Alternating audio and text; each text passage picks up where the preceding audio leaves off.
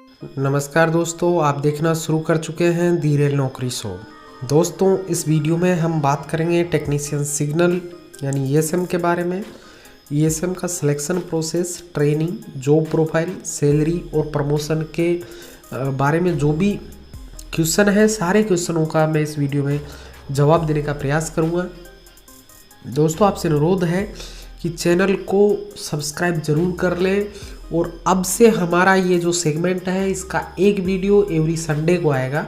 हमने अभी पूरा शेड्यूल मैंने रेडी कर लिया है, तो दोस्तों अब रेगुलरिटी रहेगी चैनल पर, आपको रेगुलर वीडियो देखने को मिलेंगे। आप बेल आइकन ऑन ज़रूर कर लीजिए, आपको सभी वीडियोज़ का नोटिफिकेशन मिलता रहेगा, तो आप हमसे जुड़े रहेंगे। तो दोस्तों, ज़्यादा टाइम आपका नहीं लेते हुए आज का वीडियो मैं शुरू करना चाहूँगा। और थोड़ा आवाज़ ख़राब है और ये वीडियो थोड़ा लंबा ज़रूर हो सकता है, तो वीडियो को पूरा आपको देखना है, सारी चीज़ें इसमें क्लियर की है। फिर भी अगर कोई आपका क्वेश्चन रहता है तो कमेंट बॉक्स में ज़रूर करके हमको बताएं, उसका रिप्लाई हम जल्द से जल्द देने का प्रयास करेंगे। तो चलिए दोस्तों, वीडियो शुरू करते हैं। चलिए दोस्तों, वीडियो को आगे बढ़ाते हैं। बात करने वाले जिसके बारे में इंट्रोडक्शन में हम दे चुके हैं, तो सबसे पहले बात करते हैं दोस्तों जो सिग्नल मेंटेनर है उसका सिलेक्शन प्रोसेस और एलिजिबिलिटी के बारे में। तो दोस्तों, पहले हम बात करेंगे ग्रेड 3 के बारे में, उसके बाद में ग्रेड 2 के बारे में, उसके बाद में ग्रेड 1 और MCM जो सीनियर टेक्नीशियन होता है उसके बारे में बात करेंगे। तो दोस्तों, जैसा आप देख पा रहे हैं यहाँ पर ग्रेड 3 में, तो दोस्तों ग्रेड 3 का 50% जो सिलेक्शन है वो RRB करता है, यानी डायरेक्ट रिक्रूटमेंट में होता है और सीधी भर्ती के द्वारा, और 50% प्रमोशन के द्वारा डिपार्टमेंटल स्टाफ से फिल होता है। अब एजुकेशन क्वालिफिकेशन की बात करते हैं, तो दोस्तों ITI 10th तो कंपलसरी है डायरेक्ट रिक्रूटमेंट के लिए, प्लस में ITI इन इलेक्ट्रीशियन फीटर, वायरमैन ट्रेड में होना चाहिए, या फिर इलेक्ट्रिकल फीटर और कैजुअल ESM पहले होता था कैजुअल लेबर, उसमें कैजुअल ESM फॉर 3 इयर्स काम किया हुआ है तो वो भी एलिजिबल है। तीसरी योग्यता इसके लिए है दोस्तों +2 में, जिसके पास में 10+2 जो करते हैं उसमें फिजिक्स और मैथ्स होना चाहिए, या इसके इक्विवेलेंट कोई अगर डिग्री है जो +2 फिजिक्स और मैथ्स के इक्वल होता है तो वो भी इसके लिए वैलिड है। हायर क्वालिफिकेशन में जैसे डिप्लोमा, बीटेक सभी इस पोस्ट के लिए पात्र होते हैं। इसके बाद में दोस्तों बात करते हैं डिपार्टमेंटली प्रमोशन के बारे में। जो ग्रुप डी स्टाफ है उनको प्रमोट किया जाता है। एज की बात करें तो 18 से लेकर के 25 ईयर्स तक अप्लाई कर सकते हैं, जिसमें जो रिजर्व कैटेगरी है, जो भारत सरकार के नियम हैं उनके अनुसार जितनी छूट मिलनी चाहिए वो छूट यहाँ पर आपको मिलेगी। डिपार्टमेंटल प्रमोशन में 2 तरीके में डिवाइड किया है इसको, एक 50% प्लस जिनके पास में 10th प्लस का सर्टिफिकेट है 10th पास का, और जिनके पास में नहीं है। 50% में तो जिनके पास में नहीं है, और 50% से ज़्यादा नहीं हो सकती जिनके पास में 10th का सर्टिफिकेट है, इसका मतलब यह है। और 50% प्लस का मतलब है कि वो 50% से ज़्यादा भी हो सकते हैं 10वीं पास का, जिनके पास में सर्टिफिकेट है वो लोग। अब बात करते हैं दोस्तों टेक्नीशियन 2 ESM के बारे में। तो यहाँ पर 33 सही 1/3% यानी 33% आप पकड़ लीजिए थ्रू RRB होता है। RRB डायरेक्ट रिक्रूटमेंट करती है, रिमाइंडिंग जो पोस्टें रहती है वो दोस्तों प्रमोशन के द्वारा भरी जाती है। दोस्तों, थोड़ा मेरा जो आवाज़ है वो प्रॉब्लम हो सकता है, जुकाम हुआ है थोड़ा भी, तो आवाज़ में थोड़ा चेंजेस आपको मिल सकता है, उसके लिए माफ़ी चाहता हूँ। इसके बाद में दोस्तों बात करते हैं क्वालिफिकेशन की डायरेक्ट रिक्रूटमेंट के लिए जो ESM 2 है उनकी। तो first year BSc physics and maths में पास होना चाहिए। सेकेंड चीज़ +2 फिजिक्स और मैथ्स और casual ESM for 2 years in SNT department है तो वो भी चलेगा, डायरेक्टली ग्रेड 2 के लिए एलिजिबल है। 18 to 25 ईयर्स जो एज का क्राइटेरिया है, और जो प्रमोशन के द्वारा ESM 3 से जो पोस्टें भरी जाएगी उनके लिए ट्रेड टेस्ट होता है, वो ट्रेड टेस्ट इनको पास करना अनिवार्य है। तो दोस्तों आगे बात करते हैं selection process for senior technician और टेक्नीशियन 1 के लिए। टेक्नीशियन 1 का डायरेक्ट रिक्रूटमेंट नहीं होता है, 100% पोस्टें सीनियरिटी के बेस पर ग्रेड 2 से भरी जाती है। और जो MCM सीनियर टेक्नीशियन होता है उनकी भी 100% पोस्टें ग्रेड 1 से बाई प्रमोशन फिल की जाती है, कोई एग्ज़ाम नहीं होता है दोनों पदों के लिए। और MCM का मतलब होता है दोस्तों मल्टी क्राफ्ट्समैन, जो कि ज़रूरी नहीं है लेकिन कई को डाउट होता है, तो मैं फुल फॉर्म भी आपको बता रहा हूँ। ट्रेनिंग की बात करते हैं दोस्तों, तो ESM ग्रेड 3 की जो ट्रेनिंग पीरियड है दोस्तों वो टेक्नीशियन कैडर में सबसे ज़्यादा होता है, 12 मंथ्स का होता है। और ग्रेड 2 के लिए दोस्तों ये पीरियड होता है 18 मंथ्स का। इसके बाद में ट्रेनिंग ख़त्म करने के बाद में रेगुलर 4 साल के अंतराल पर ब्लॉक कॉम्पिटेंसी सर्टिफिकेट आपको ट्रेनिंग से मिलता है यहाँ से, और उसका रिन्यूअल आपको हर 4 ईयर में करना होता है, तो उसके लिए भी आपको ट्रेनिंग में जाने की आवश्यकता होती है। इसके बाद में बात करते हैं दोस्तों इस सिग्नल टेक्नीशियन के जॉब प्रोफाइल के बारे में। तो दोस्तों यहाँ पर जॉब प्रोफाइल के बारे में मैं आपको सिंपल भाषा में आसान शब्दों में समझाने का प्रयास करूँगा। एक और चीज़ मैं बताता हूँ दोस्तों मेरे बारे में, मैंने SNT डिपार्टमेंट में एज ए ESM 3 काम किया है 3 साल के लिए, तो मुझे अच्छी तरीके से पता है और काफ़ी अच्छी तरीके से मैं एक एक चीज़ एक्सप्लेन आपके साथ में कर सकता हूँ।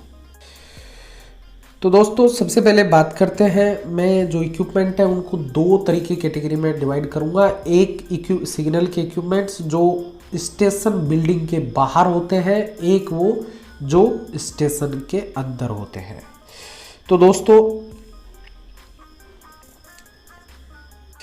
स्टेशन के अंदर जो इक्विपमेंट्स होते हैं उसमें एक रिले रूम होगा आपका, एक पावर रूम होगा, और दूसरा आपका होता है दोस्तों जो स्टेशन मास्टर जहाँ पर बैठता है, जो ट्रेनों का ऑपरेशन करता है, वहाँ पैनल होता है कंट्रोल पैनल। साथ में 2 ब्लॉक भी होंगे दोनों साइड ब्लॉक सेक्शन के लिए। ये आपके इंडोर इक्विपमेंट्स है, तो इन सभी का मेंटेनेंस का काम ESM का होता है। इसके बाद में आउटडोर इक्विपमेंट पे बात करें तो दोस्तों सिग्नल है आपके, ट्रैक सर्किट है, एक्सल काउंटर है। एक्सल काउंटर का एक यूनिट स्टेशन में भी होता है, एक पॉइंट मशीन है। और दोस्तों आपने देखा है ट्रैक सर्किट के लिए जो ट्रैक के बाजू में बॉक्स बने होते हैं वहाँ पर ट्रैक सर्किट के नंबर भी लिखे रहेंगे और पॉइंट मशीन के नंबर भी लिखे होते हैं। तो इस तरीके से उन सभी का मेंटेनेंस का जिम्मेदारी ESM का होता है। इसके बाद में बात करेंगे दोस्तों इम्पोर्टेंट पार्ट है सैलरी और अलाउंस की, कितना पेमेंट मिलता है, एक एक चीज़ इस वीडियो में मैं क्लियर करूँगा आपका। तो सबसे पहले बात करते हैं टेक्नीशियन 3 के बारे में। तो टेक्नीशियन का 3 का जो लेवल है 7th पे कमीशन में, वो लेवल 2 में आता है, और उस हिसाब से इसका जो पे मैट्रिक्स में बेसिक है वो 19,900 है। इसके बाद में दोस्तों इसको मिलने वाला जो पेमेंट है उसमें क्या क्या मिलता है, बेसिक मिलेगा आपको, DA मिलेगा, ट्रांसपोर्टेशन अलाउंस मिलेगा, HRA मिलेगा, TA मिलेगा अगर हेडक्वार्टर से 8 किलोमीटर आगे ड्यूटी करने जाते हैं तो, ड्रेस अलाउंस मिलेगा जो एक बार मिलता है साल में। दूसरा एक एक्स्ट्रा पेमेंट और मिलता है जिसको PLB बोनस बोलते हैं, अभी तक मिल रहा है, तो वो एक और मिलता है जो कि पेमेंट में तो उसको शामिल नहीं कर सकते, बोनस के तौर पर 18,000 के आसपास ईयरली आता। अब बात करते हैं पेमेंट की, तो कि ये चीज़ें मिलेगी, साथ में कुछ कटौतियाँ भी होती है। उसमें सबसे मेजर कटौती है NPS जो आपकी बेसिक का 10% होता है, और उसमें उतना ही उसे शायद 14% भारत सरकार कंट्रीब्यूट करती है, तो ये आपका डिडक्शन हो गया। दूसरा स्टेट टैक्स, ग्रुप इंश्योरेंस के लिए कुछ पैसा अमाउंट कटता रहेगा आपका हर महीने।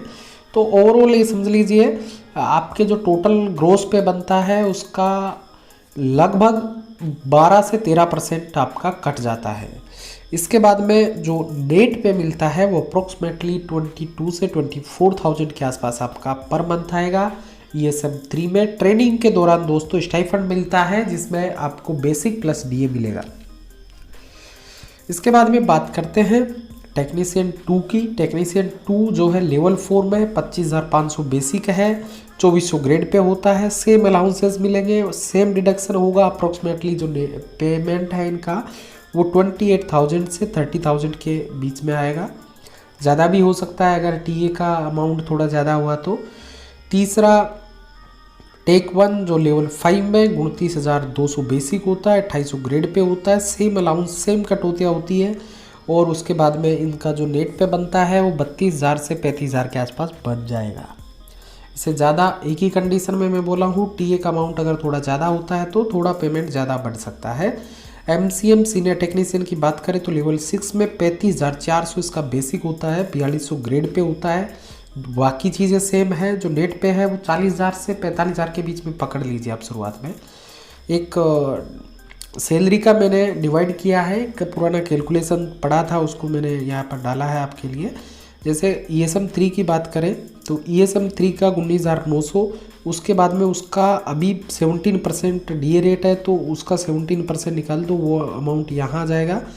ट्रांसपोर्टेशन अलाउंस सिटी के हिसाब से आपको नहीं ये मिलता है, आपका इसमें गलत लिखा है थोड़ा, तो माफ़ी चाहता हूँ। ट्रांसपोर्टेशन अलाउंस जो होता है वो डिपेंड करता है आपका ग्रेड पे पर। ग्रेड पे में एक स्लिप बनाया हुआ है, ग्रेड पे और DA पर, इन दोनों पर ट्रांसपोर्टेशन अलाउंस बनता है।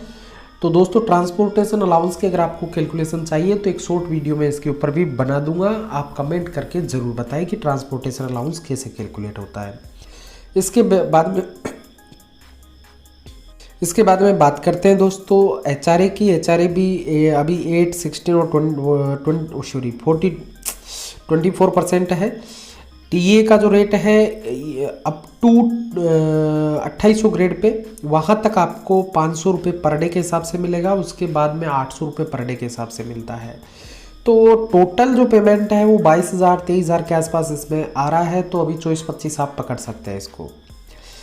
इसके बाद में दोस्तों बात करते हैं प्रमोशन के लिए। तो प्रमोशन कैसे होता है SNT डिपार्टमेंट में, क्या किस स्टेज पर क्या होगा, सारी चीज़ें मैं एक चार्ट बनाया हुआ है मैंने, इस चार्ट में एक्सप्लेन किया है। हेल्पर से स्टार्ट करते हैं, जो असिस्टेंट होता है सिग्नल का, उसको एक टेस्ट देना पड़ेगा। सीनियरिटी में जब वो आएगा तो सूटेबिलिटी लिस्ट जारी होती है, उस लिस्ट के आधार पर उनको एग्ज़ाम के लिए बुलाया जाता है और अगर वो एग्ज़ाम क्वालिफाई करते हैं तो उनको ESM 3 का प्रमोशन दिया जाता है। यहाँ पर मैंने आपको बताया था कि 2 तरीके से फिल होता है, 50% डायरेक्ट रिक्रूटमेंट और बाकी डिपार्टमेंट के द्वारा।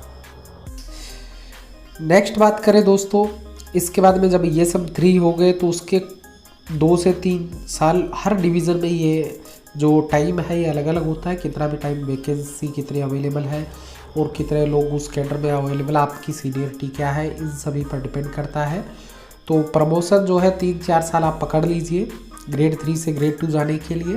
तो ग्रेड 2 में जाने के लिए भी उनको ट्रेड टेस्ट देना पड़ता है और वो पास करना कंपलसरी होता है। लेकिन दोस्तों जो ट्रेड टेस्ट होता है वो इजीली पास हो जाता है, उतना टफ नहीं होता है।